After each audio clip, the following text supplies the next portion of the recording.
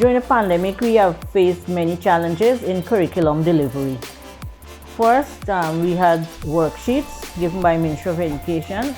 Community, we were not receiving any self-service, so online teaching was not a possibility for us here. So what we did, we had rotation where we had face-to-face, very limited, once per week. In July of this year, Digicel completed the tower, so we are now connected to the rest of the world, and many persons in the community now have their gadgets. I, for one, as a head teacher, I struggled with communicating.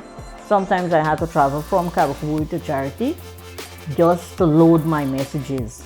So with this new initiative, I'm very thankful to the Ministry of Education and more so the Minister for bringing this learning channel along with the internet service to our community.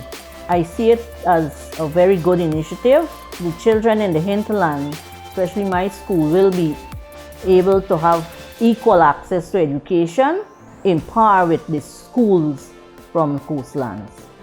And I wish if it could have extended to all the classrooms.